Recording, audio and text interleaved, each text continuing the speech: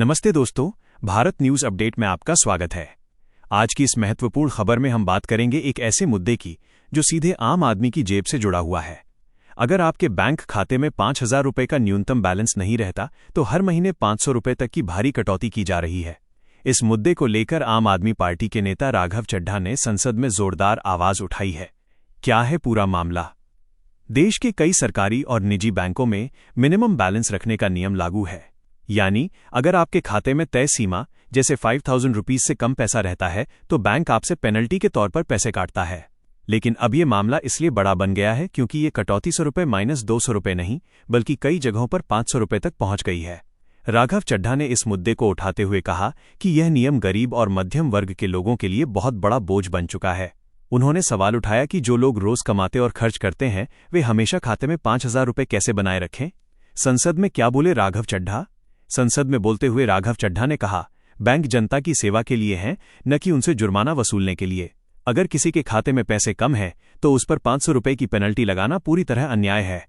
उन्होंने ये भी बताया कि देश में लाखों लोग ऐसे हैं जिनकी आमदनी बहुत सीमित है। ऐसे में अगर हर महीने 500 रुपये कटने लगे तो ये साल भर में 6,000 रुपये तक पहुंच जाता है, जो किसी गरीब परिवार के लिए बहुत बड़ी रकम है। आम जनता पर क्या असर? इस नियम का सबसे ज्यादा असर निम्न और मध्यम वर्ग पर पड़ रहा है।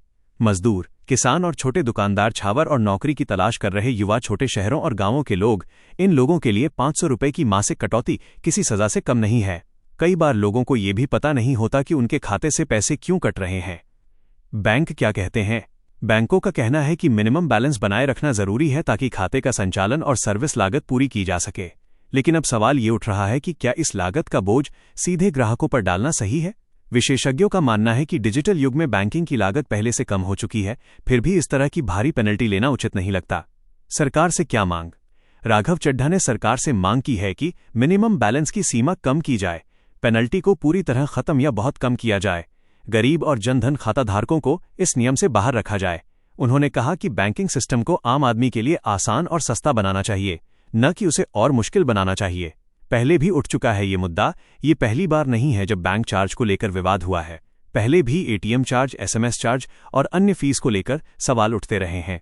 लेकिन इस बार मामला सीधे गरीब लोगों के पैसे से जुड़ा है, इसलिए ये मुद्दा ज्यादा गंभीर हो गया है। क्या हो सकता है आगे? अगर यह मुद्दा संसद और जनता के बीच इसी तरह चर्चा में बना रहता है तो संभव है कि सरकार इस पर नई गाइडलाइन जारी करे, बैंकों को नियम बदलने के निर्देश दिए जाएं, ग्राहकों को राहत मिल सके। यह खबर सिर्फ एक बैंक नियम की नहीं बल्कि आम आदमी की आर्थिक स्थिति की सच्चाई को दिखाती है।